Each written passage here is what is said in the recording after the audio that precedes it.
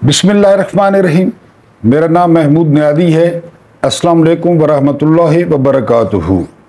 आज तकरीबन पूरी दुनिया में और ख़ासकर पाकिस्तान में ईद उल अज़हा पूरे जोश व जज्बे से मनाई जा रही है। मेरी तरफ से मेरे तमाम व्यूअर्स को और उनकी फैमिलीज़ को और उनके तमाम जानने वालों को बहुत बहुत ईद मुबारक, और अल्लाह पाक आप लोगों को ऐसी बेशुमार ईदें देखना नसीब फरमाए।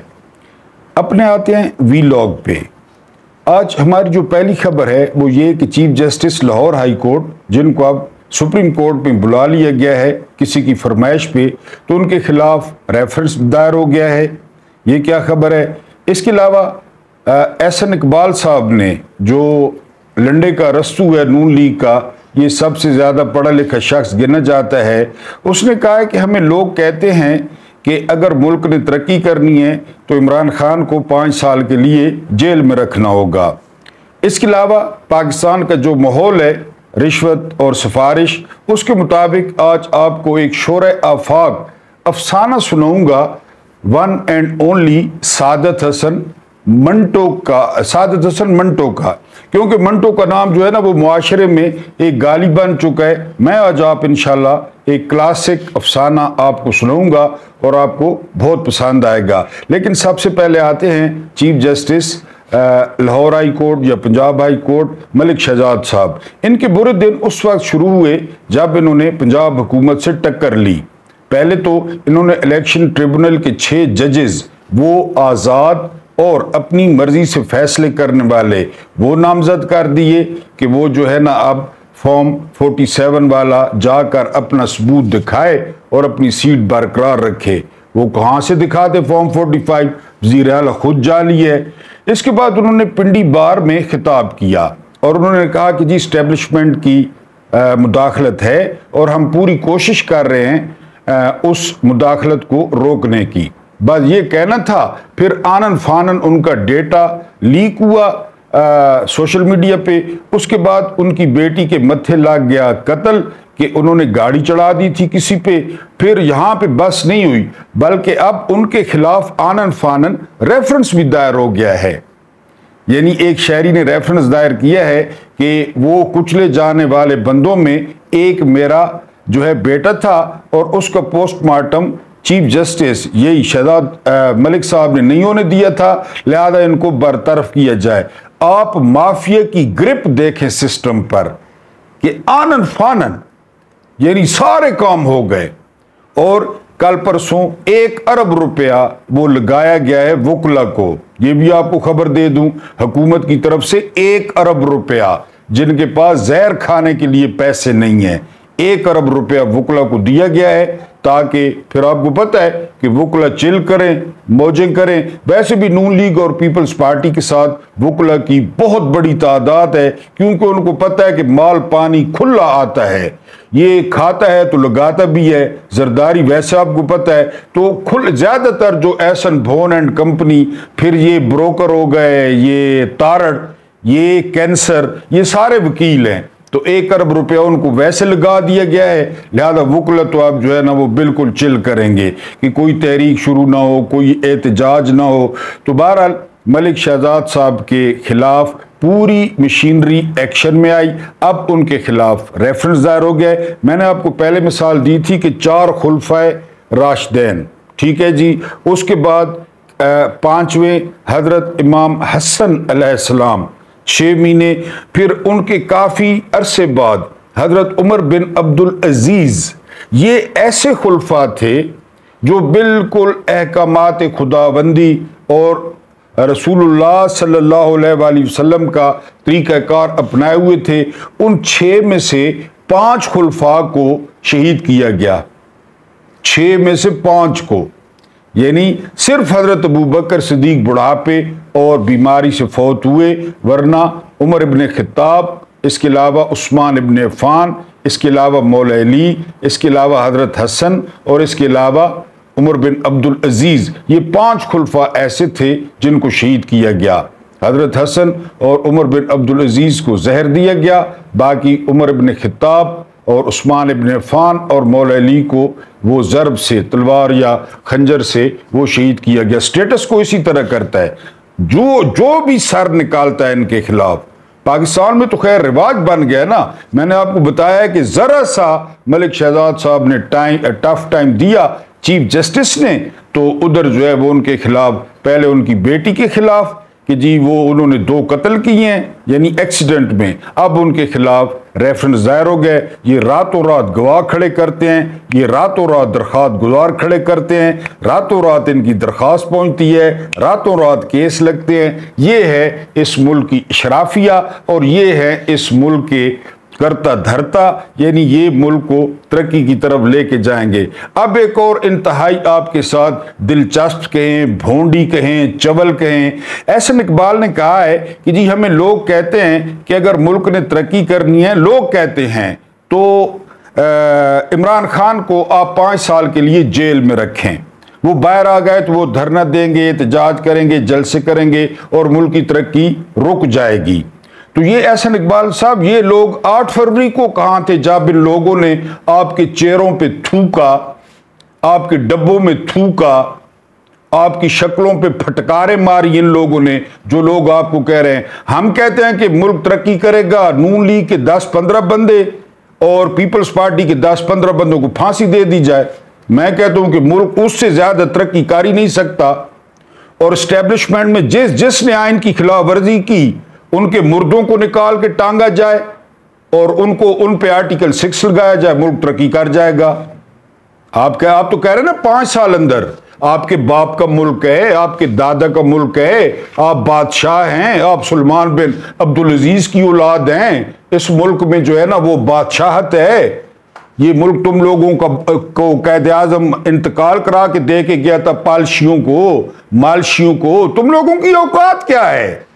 तुम लोग तो सियासी वर्कर ही नहीं हो, तुम लोग तो मालशी हो, दरबारी हो, खुशामदी हो, जिस पे वो अपनी बेटी मुसल्लत कर दिए। तुम लोगों की दाढ़ियां सफेद हो गई, पूरे जिस्म के बाल सफेद हो गए तुम लोगों के, और तुम लोग पीछे हाथ बांध के खड़े हो।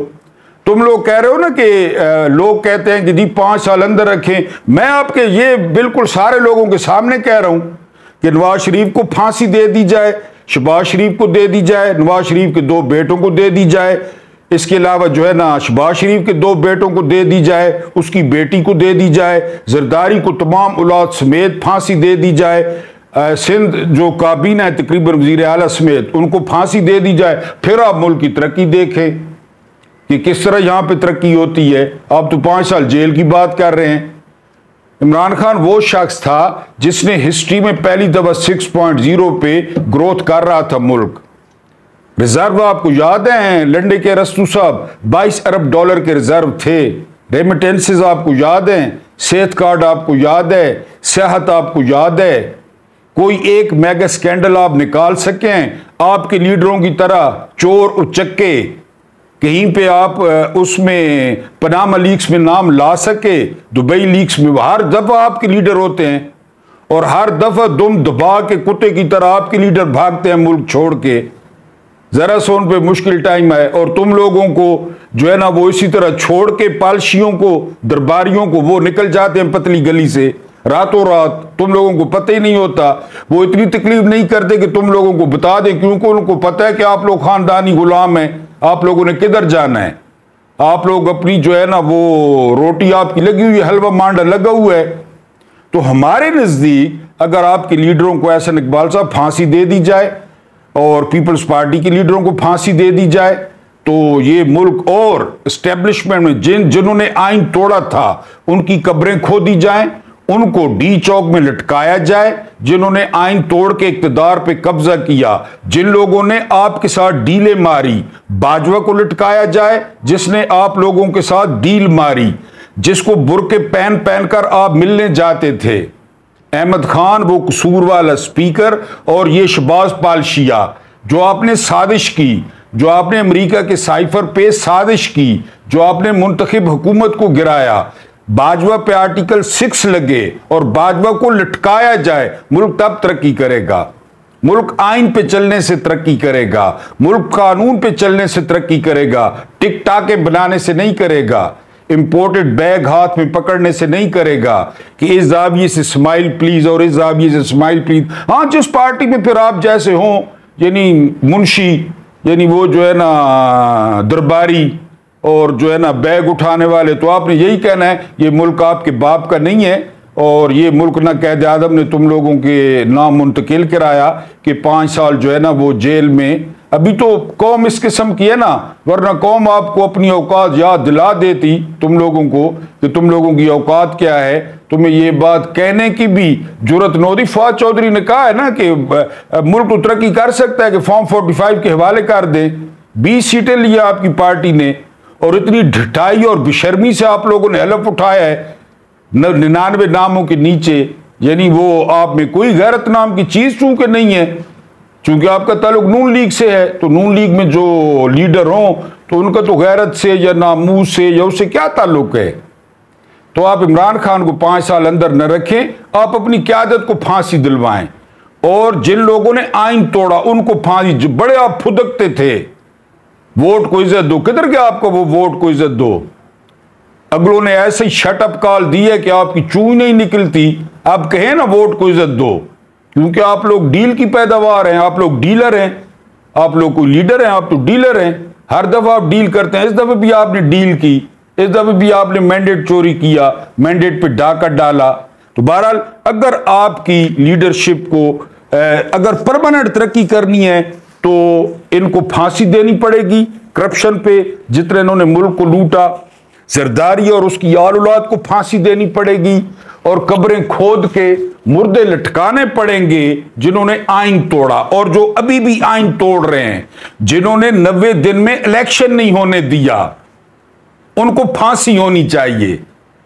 पंजाब और केपीके का। और वो लोग कौन थे? वो आप लोग थे। आपके साथ सिकंदर सुल्तान राजा था और आपके साथ कादी फायज ईसा था, जिन्होंने आइन पे नहीं अमल किया ना, सबसे पहले उनको फांसियों पे लटकाएं। और जिनके साथ आप लोगों ने डील मारी और जिस बंदे ने 12 अरब रुपया हथियाया, 12 अरब डॉलर कमाए जिसने, उनको आप पहले फांसी दें अपनी लीडरशिप समेत, फिर इंशाल्लाह पाकिस्तान बहुत तरक्की करेगा। वरना 40 साल से ये जो ब्लड कैंसर लगा है पाकिस्तान को नून लीग और पीपल्स पार्टी की शक्ल में, इसलिए ये मुल्क तरक्की नहीं कर रहा, क्योंकि इक्तदार या जर्नैलों के पास रहा है या आपके पास या पीपल्स पार्टी के पास, इसलिए इस मुल्क ने तरक्की नहीं की। इमरान खान तो 3.5 साल रहे हैं। और बहरहाल ये बात अब इंशाल्लाह पूरी है कि अब इमरान खान आ गए, वो इक्तदार के साथ आएंगे और इस दफा आपकी डीलें करने वाले, करवाने वाले, 50 रुपए के स्टाम्प पे उस भगोड़े को भगवाने वाले, उम्मीद है खान साहब सबक सीख के आएंगे और तुम लोगों को जेल क्या होती है वो मजा चिखाएंगे असल में कि जेल क्या होती है। बहरहाल आज वीडियो इतनी लंबी नहीं करते, ईद का दिन है तो जब आपको टाइम मिले, तो मेरी तो रूटीन है ना, मैं रूटीन खराब नहीं कर सकता। पाकिस्तान के जो हालात पैदा किए हैं ये एहसन इकबाल जैसे लोगों ने और इनके लीडरों ने, उसके सिनारियों में एक अफसाना है खूबसूरत। अगर आपने गौर किया, जब आप फारिग हों तो आप इंजॉय करेंगे। अहमद दीन खाते पीते आदमी का लड़का था, अपने हम उम्र लड़कों में सबसे ज्यादा खुशपोश माना जाता था, लेकिन एक वक्त ऐसा भी आया कि वो बिल्कुल खस्ता हाल हो गया। उसने बीए किया और अच्छी पोजीशन हासिल की, वो बहुत खुश था। उसके वालिद खान बहादुर अताउल्ला, ये उनके वालिद का नाम था, का इरादा था कि उसे आला तालीम के लिए वलायत भेजेंगे लंदन। पासपोर्ट ले लिया गया था, सूट वगैरह भी बनवा लिए गए थे कि अचानक खान बहादुर अताउल्ला ने, जो बहुत शरीफ आदमी थे, किसी दोस्त के कहने पर सिट्टा खेलना शुरू कर दिया, जुआ। शुरू में उन्हें इस खेल में काफी मुनाफा हुआ। वो खुश थे कि चलो मेरे बेटे की आला तालीम का खर्च ही निकल आया, मगर लालच बुरी बुला है। उन्होंने ये समझा कि उनकी ये पुश्त पर चौगनी है, जीते ही चले जाएंगे, कि वो सिर्फ ये जीतेंगे ही। उनका वो दोस्त जिसने इनको इस रास्ते पर लगाया था, बार बार उनसे कहता था, खान साहब माशाल्लाह आपकी किस्मत, आप किस्मत के धनी हैं, मिट्टी में भी हाथ डालें तो सोना बन जाए। और वो इस किस्म की चापलूसियों के जरिए खान बहादुर से 100-200 रुपए ले लेता था। ये एहसन इकबाल लोगों की तरह खान बहादुर को भी कोई तकलीफ महसूस न होती, इसलिए कि उन्हें बगैर मेहनत के हजारों रुपए मिल रहे थे। अहमददीन ज़हीन और बाशऊर लड़का था। उसने एक दिन अपने बाप से कहा, अब्बा जी, ये आपने जुएबाजी शुरू की है, जो जुएबाजी शुरू की है, माफ कीजिएगा, इसका अंजाम अच्छा नहीं होगा। खान बहादुर ने तेज लहजे में उससे कहा, बरखुरदार, तुम्हें मेरे कामों में दखल देने की जुर्रत नहीं होनी चाहिए। मैं जो कुछ कर रहा हूं ठीक है। जितना रुपया आ रहा है वो मैं अपने साथ कब्र में लेकर नहीं जाऊंगा, ये सब तुम्हारे काम आएगा। अहमददीन ने बड़ी मासूमियत से पूछा, लेकिन अब्बा जी, ये कब तक आता रहेगा? हो सकता है कल को ये जाने भी लगे।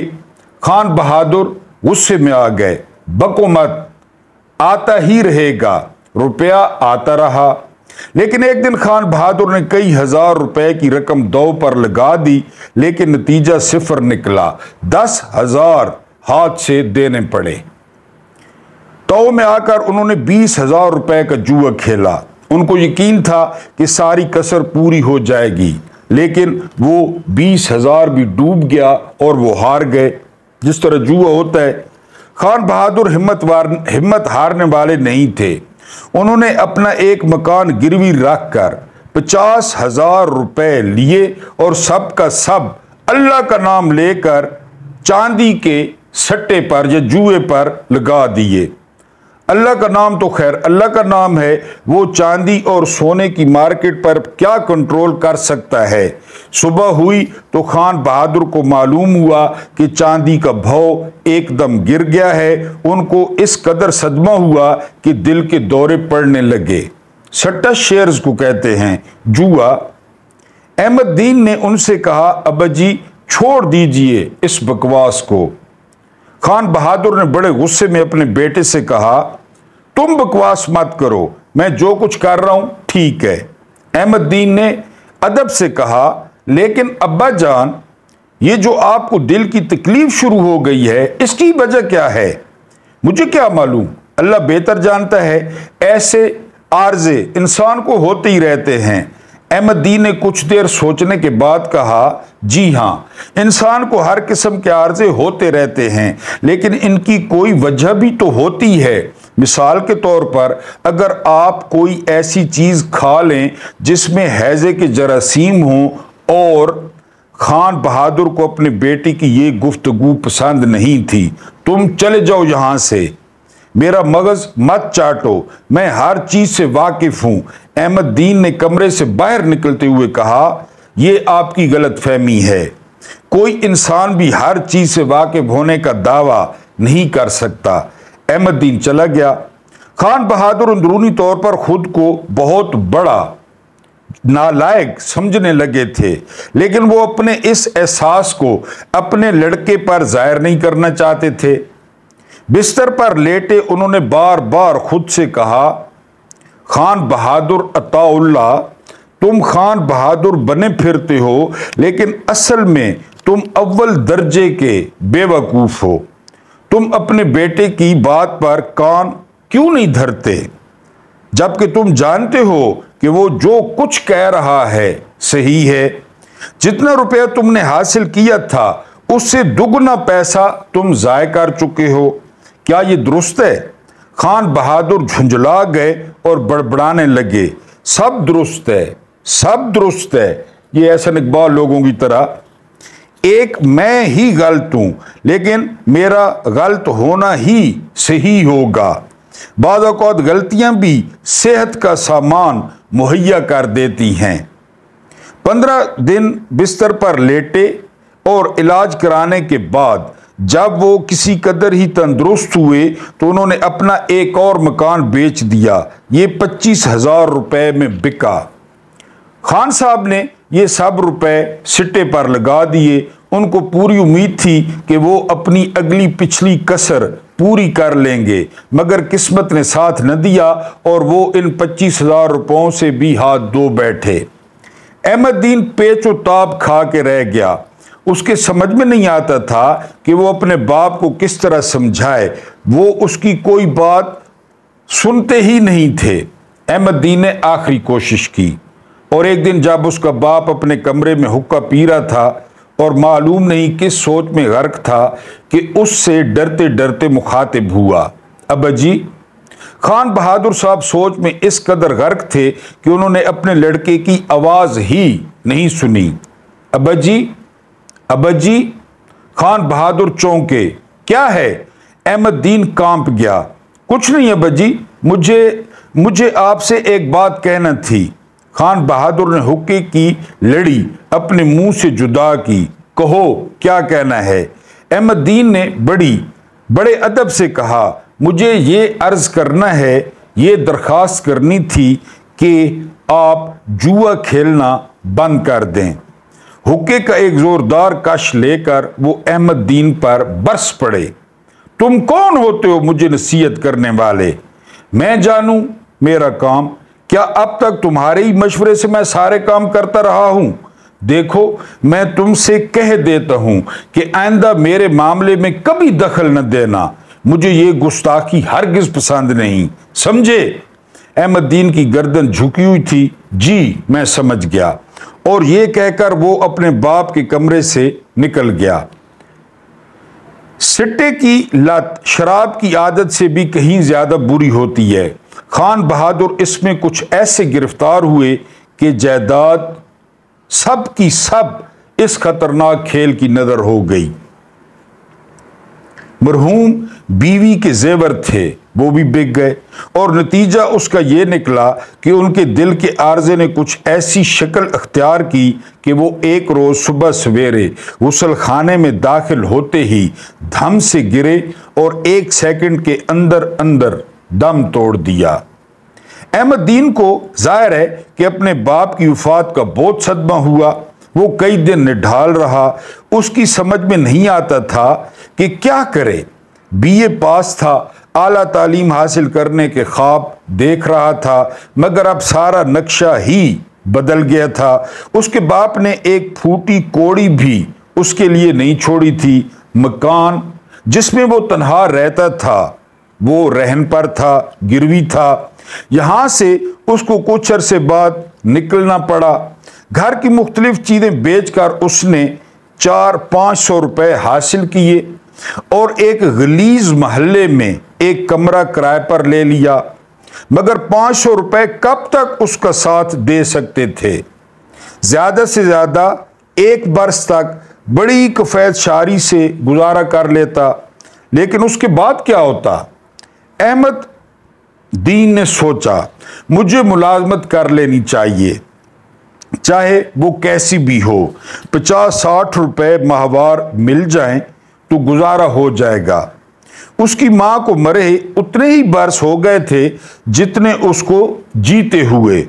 अहमददीन ने हालांकि उसकी शक्ल तक नहीं देखी थी, ना उसको दूध पीना नसीब हुआ था, फिर भी वो अक्सर उसको याद करके आंसू बहाता रहता।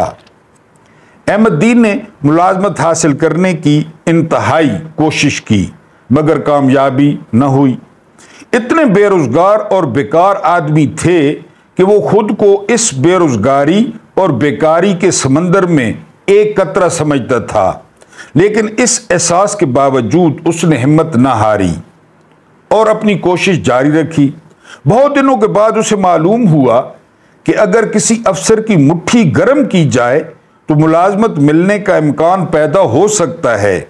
लेकिन वो मुट्ठी गर्म करने का मसाला कहां से लाता? एक दफ्तर में जब वो मुलाजमत के सिलसिले में गया तो हेड क्लर्क ने उससे इंतहाई हमदर्दी से कहा, देखो बरखुरदार, यूं खाली खूली काम नहीं चलेगा। जिस असामी के लिए तुमने दरखास्त दी है इसके लिए पहले ही 250 दरखास्तें वसूल हो चुकी हैं और तुम तो जानते हो नून लीग का दौर हुकूमत है और एहसन इकबाल जैसे लोग उसके वजीर हैं। मैं बड़ा साफ गो आदमी हूं, 500 रुपए अगर तुम दे सकते हो तो ये मुलाजमत तुम्हें यकीनन मिल जाएगी। अब अहमदीन 500 रुपए कहां से लाता? उसके पास बमुश्किल 20-30 रुपए थे। चुनाचे उसने हेड क्लर्क से कहा, जनाब मेरे पास इतने रुपए नहीं, आप मुलाजमत दिलवा दीजिए, तनख्वाह में से आधी रकम आप ले लिया करें। हेड क्लर्क हंसा, तुम हमें बेवकूफ बनाते हो, जाओ चलते फिरते बनो। अहमदीन बहुत देर तक चलता फिरता रहा, मगर उसे इत्मीनान से कहीं बैठने का मौका न मिला। जहां जाता रिश्वत का सवाल सामने।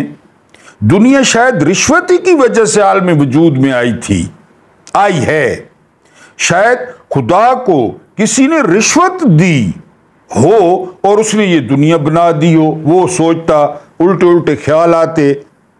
अहमदीन के पास जब पैसा भी न रहा तो मजदूरी शुरू कर दी, बोझ उठाना और हर रोज 2 रुपए कमाना। महंगाई का जमाना था, गो दोनों वक्त का खाना भटियार खाने में खाता दाने चने, लेकिन उसे काफी खर्च बर्दाश्त करना पड़ता। ज्यादा से ज्यादा 1 आना बचता। अहमदीन मजदूरी करता, मगर उसके दिलो दिमाग पर रिश्वत का चक्कर घूमता रहता था। ये एक बहुत बड़ी लानत थी और वो चाहता था कि उससे किसी तरह निजात हासिल करे और मजदूरी छोड़कर कोई ऐसी मुलाजमत इख्तियार करे जो उसकी पढ़ाई के मुताबिक हो। आखिर वो BA पास था और वो भी फर्स्ट क्लास। उसने सोचा कि नमाज पढ़ना शुरू कर दे, खुदा से दुआ मांगे कि वो उसकी सुने। चुनाचे उसने बाकायदा 5 वक्त की नमाज शुरू कर दी। ये सिलसिला एक वक्त तक जारी रहा, मगर कोई नतीजा बरामद न हुआ। इस दौरान में उसके पास 30 रुपए जमा हो चुके थे। सुबह की नमाज अदा करने के बाद वो डाकखाने गया, 30 रुपए का पोस्टल ऑर्डर लिया और लिफाफे में डालकर साथ ही 1 रुपया भी रख दिया। 30 रुपए भी और 1 रुपया भी, जिसका मजमून इस किस्म का था, अल्लाह मियाँ, मैं समझता हूं तुम भी रिश्वत लेकर काम करते हो। मेरे पास 30 रुपए हैं जो तुम्हें भेज रहा हूं, मुझे कहीं अच्छी सी मुलाजमत दिलवा दो। बोझ उठा उठा कर मेरी कमर दोरी हो गई है। लिफाफे पर उसने पता लिखा, बखिदमत जनाब अल्लाह मियाँ साहब मालिके कायनात। चंद रोज बाद अहमदीन को एक खत मिला जो कायनात अखबार के एडिटर की तरफ से था। उसका नाम मोहम्मद मियाँ था। खत के जरिए उसने अहमदीन को बुलाया था। वो कायनात के दफ्तर गया, जहां मुतरजम ट्रांसलेटर की हैसियत से 100 रुपए माहवार पर रख लिया गया। अहमदीन ने सोचा, आखिर रिश्वत काम आ ही गई। अब इसका नतीजा आपने खुद निकालना है। खत जिसके नाम था, बहरहाल लाज उसने रख ली और 100 रुपए माहवार पे नौकरी भी मिल गई। और ज़बरदस्त एक दफ़ा फिर तमाम जो सुन रहे हैं, देख रहे हैं, उनके अहबाब, उनके रिश्तेदार, तमाम को ईद उल अज़हा की बहुत बहुत मुबारक। अल्लाह पाक आपको आसानियाँ अता फरमाए, आसानियाँ बांटने की तौफीक अता फरमाए। अल्लाह पाक आप लोगों के दस्तरखानों को और आपकी रोज़ियों को बहुत वसी कर दे। मुझे बर्दाश्त करने का बहुत बहुत शुक्रिया।